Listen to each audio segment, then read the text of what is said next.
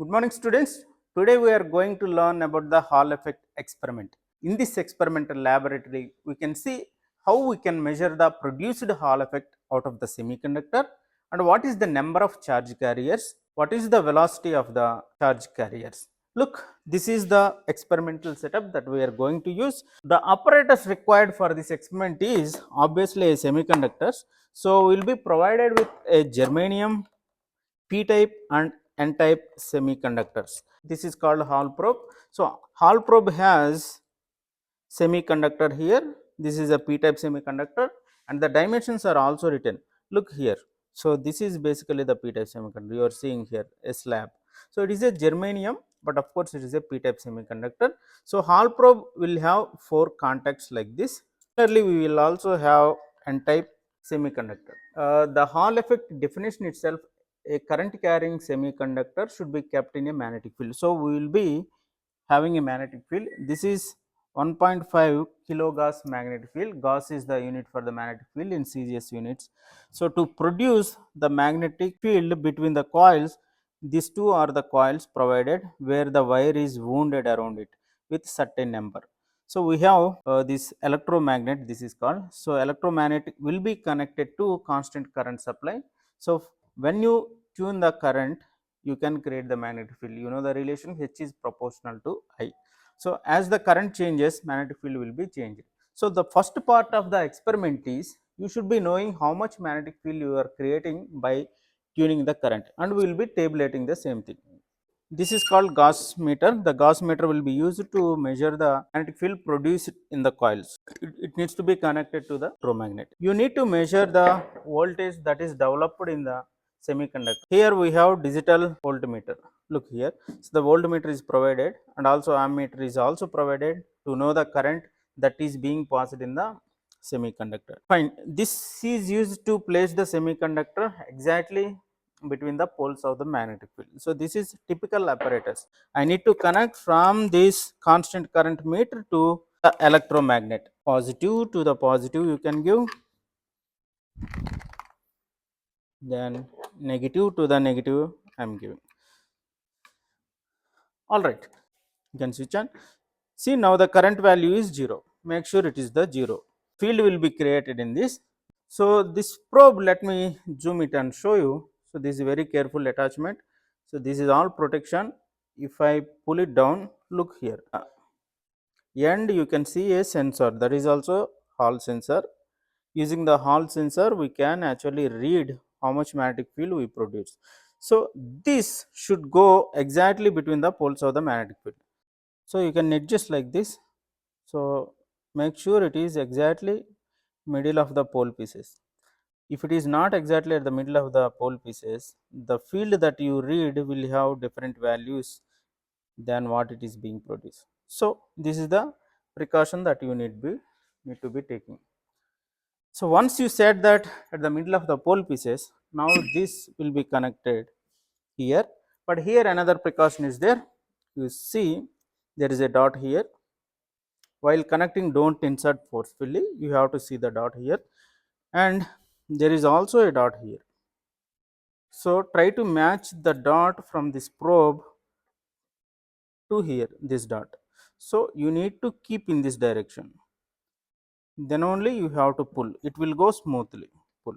Some students will be carelessly, they will be seeing here and there and push in any direction, that time it will not go. You should not push it too hard because these leads will go bad. So, always make sure that this dot here goes, touches this dot, then you can push. Once it is pushed, and tight it using this.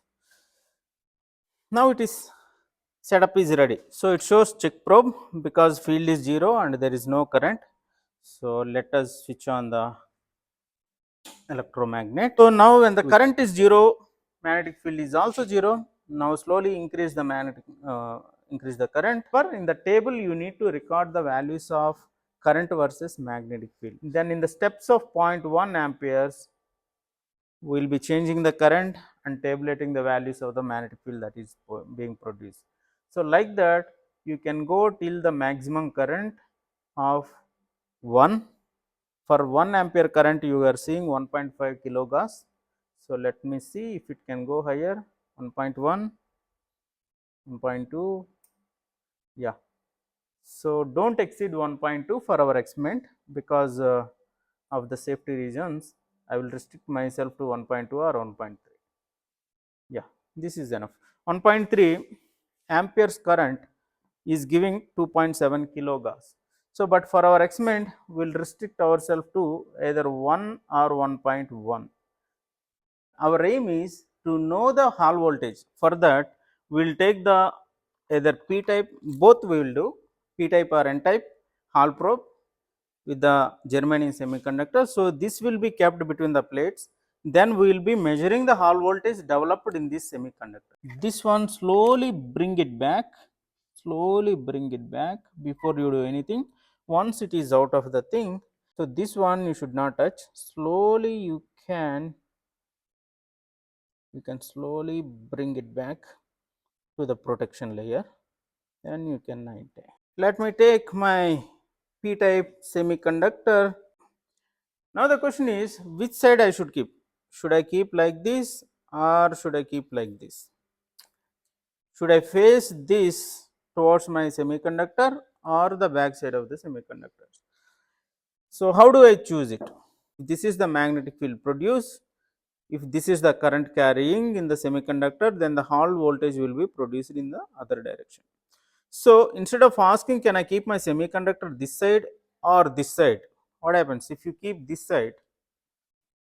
Your Hall voltage direction will be changing. Previously Hall voltage is in this direction, now it is coming into in this direction. Understand? So depending on the direction, your Hall voltage sign will change. Therefore, if it is P type or N type, you remember, depending on the direction of the field and also the current direction, accordingly the Hall voltage will produce either in the P type or N type. So you can keep the field like this or you can keep the field down, then in that case Hall voltage will be in the opposite direction. Now it is exactly sitting between the poles. See.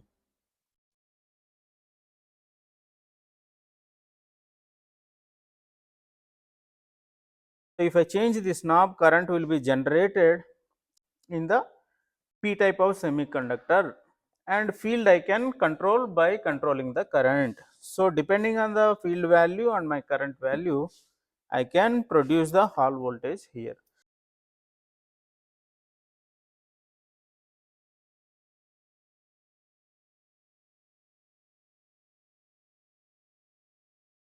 Let me switch on the, so constant current can be 0.2, 0.4 depending on what you are interested.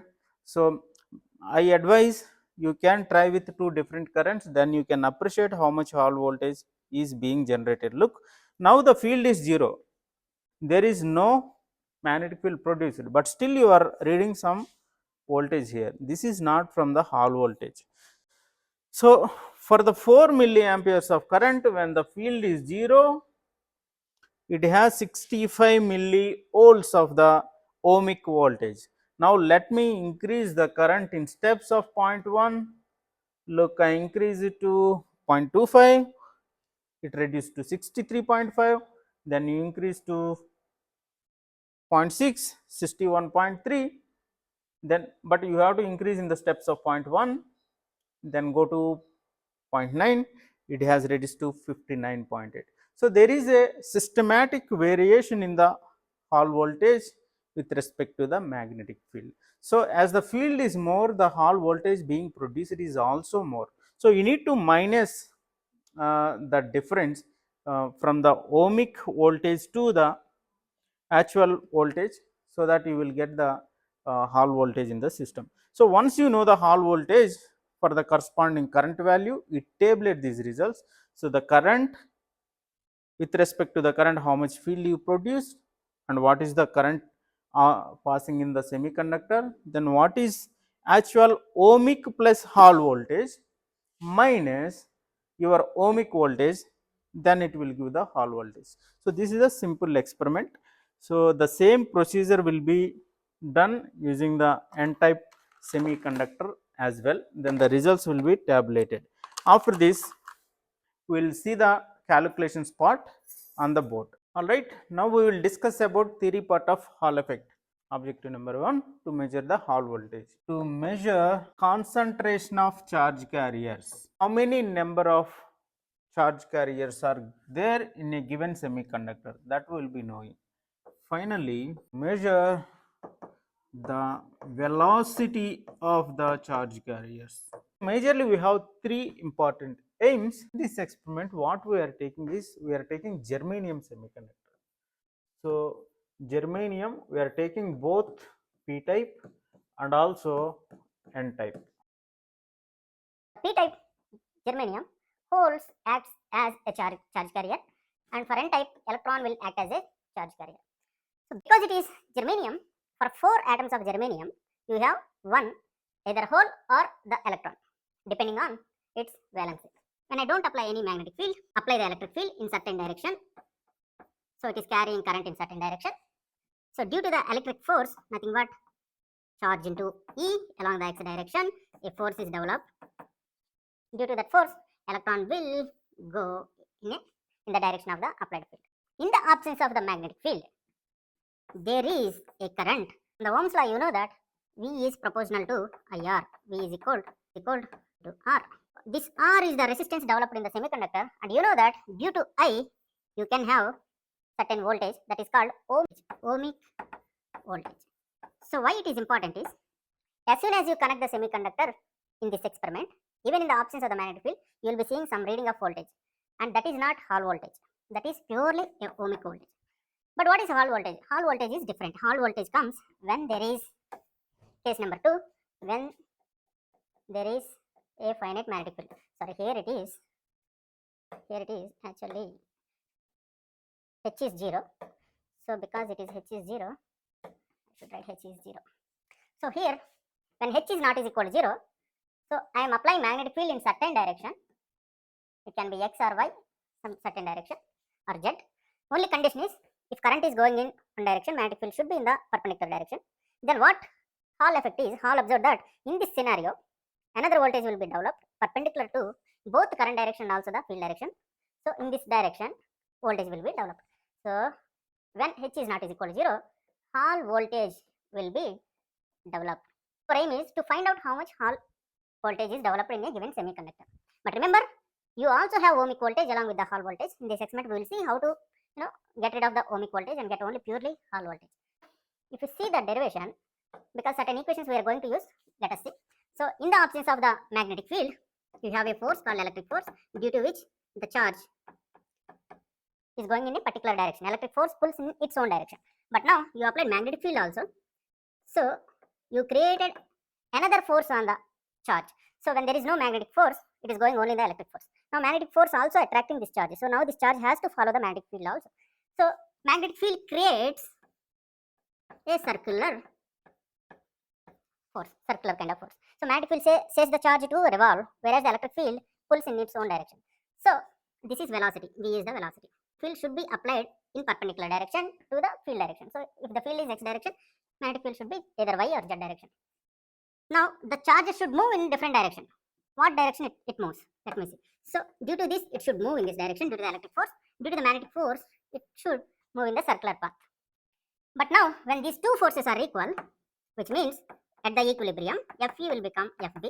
When these two forces are equal, it will neither go in this direction nor in the circular motion, but the charges will go like this in a curved path. Which means, so this is my charge current direction or the field direction along x-axis.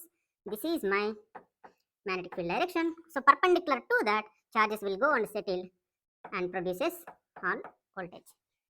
So this perpendicular direction is along the y-axis. So the velocity will be Vy. Understood?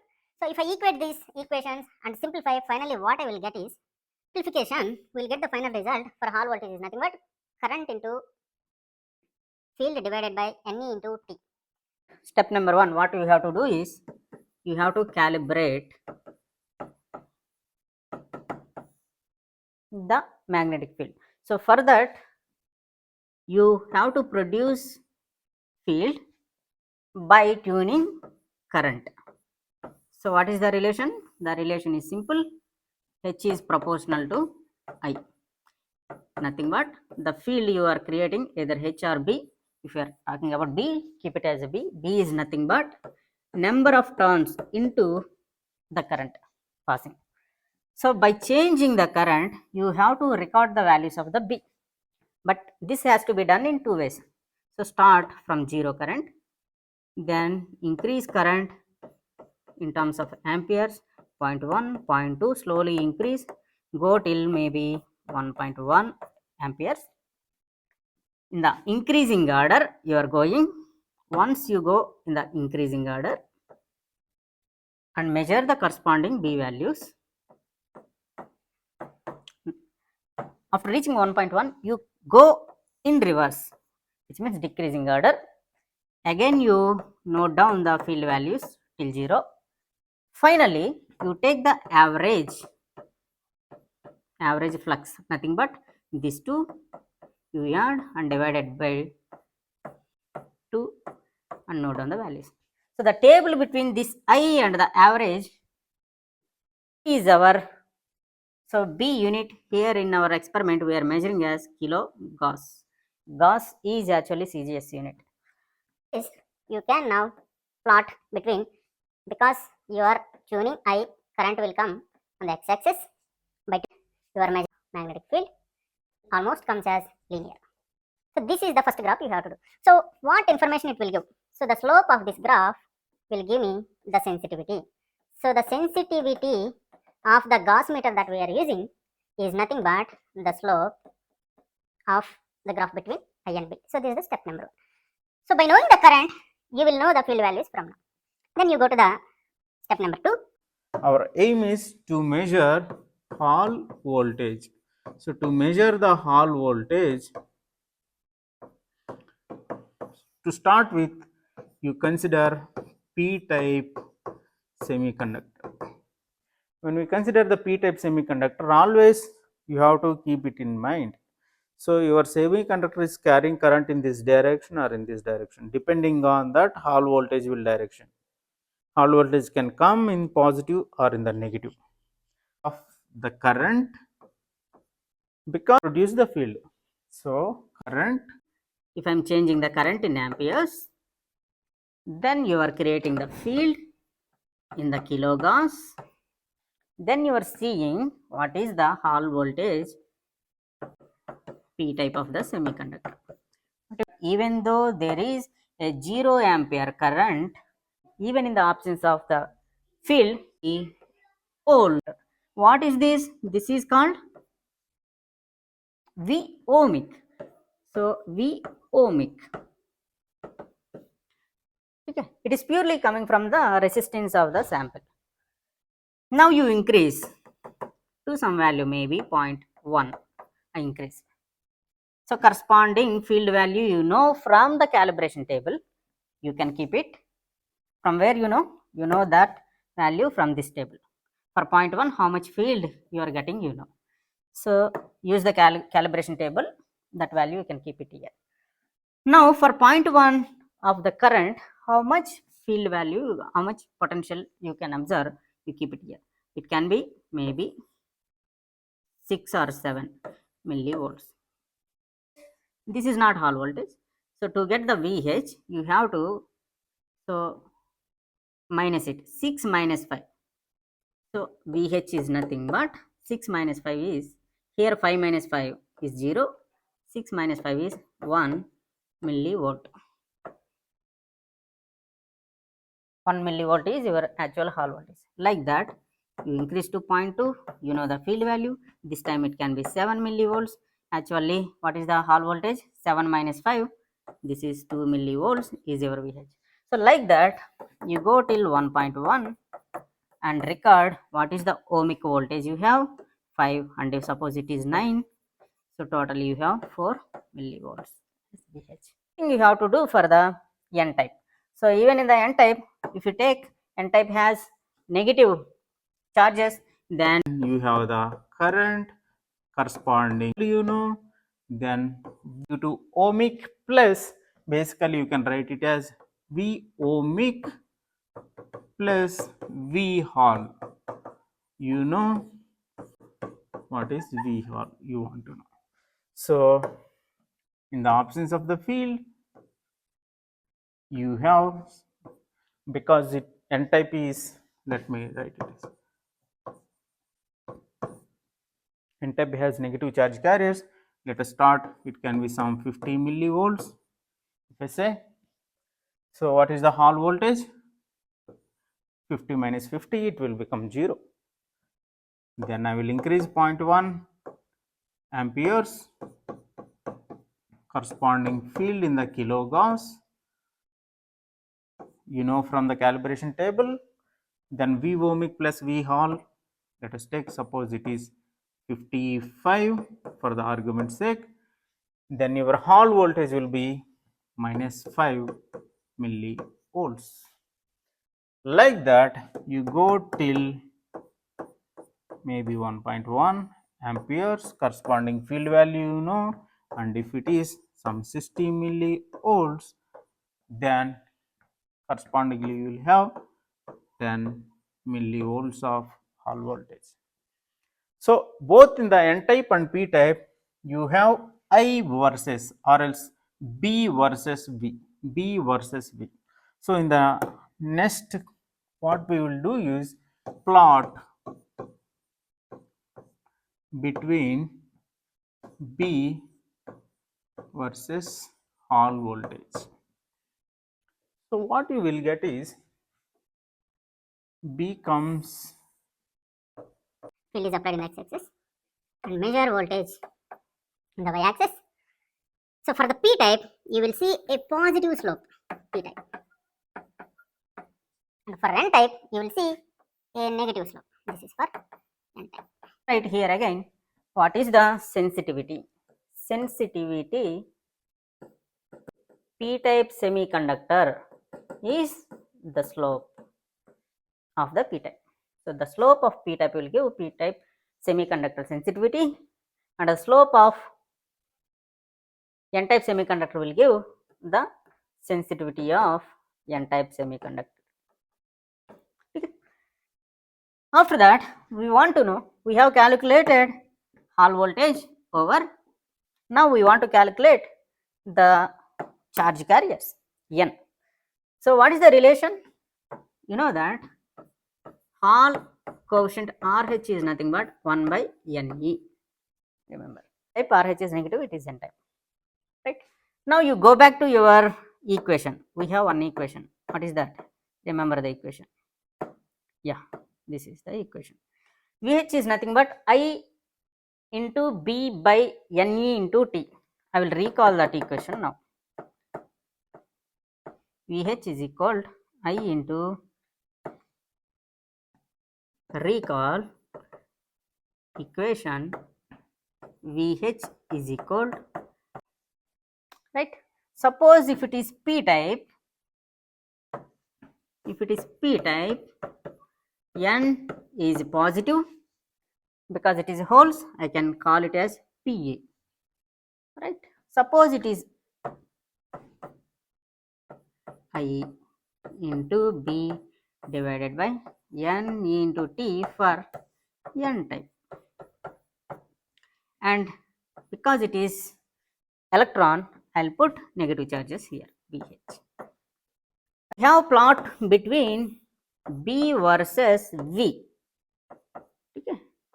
V Hall voltage, B versus V, and it is straight line. For the P type it is going like that, for N type it is going downwards. So you can imagine it as y is equal to mx kind of equation. What is y? Y is Vh and x is here B. So if this is your y is equal to m, this is m in for the N type. Similarly for P type, y is equal to m into x.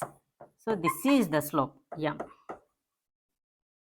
So from the graph you already have, you calculate what is the slope in the P type, what is the slope in the M type. So slope you can get from the graph, you will get some value, and that is equal to I by PE into T. So for P type, slope is nothing but I by PE into T. T here is thickness. The thickness values will be given to you. Okay. So 1 by PE is nothing but what? RH. So once you know the slope value, suppose slope comes as some 0.2, current value is known to you, P you have to find, charge you know 1.6 into 10 power minus 19, and thickness values are given to you. So using this equation, you find out what is P. P is nothing but charge concentration in P-type semiconductor. Similarly, you find N. N is equal how much? You have to find using the same equation. But here for N-type, you have to be careful that N-type slope will come as negative. Slope itself is negative value. And here, because charge is also negative, for N-type, negative of suppose it is 0.2 is nothing but minus I by N into E into T. So minus minus will cancel out. Finally, N also will have some finite value that you need to record. Again, it is charge concentration. Right. So after this, you have to find out velocity of holes and electron. Current in the semiconductor. This current is in the semiconductor. Previously, the current you used is Ix, that is different current. But this is the current passing in the semiconductor. So V is equal to Iy by Tb into RH. So the dimensions are given, T is given, B is given. You know how much current we are passing in the semiconductor, constant current we are passing. Then RH value is already known. Finally, substitute that and you will get velocity of holes as well as the electron. Then compare which has highest velocity. Is it holes or the electrons from the values you get. Finally, the results will be tabulated here. So results will be tabulated. So you have P-type and you have N-type, right? So what are all we measured? For the P-type and N-type, we have point number 1, what is the Hall voltage, what is the sensitivity, charge carriers, finally the velocity of the charge carriers. So all these values has to be tabulated at the end. That's it.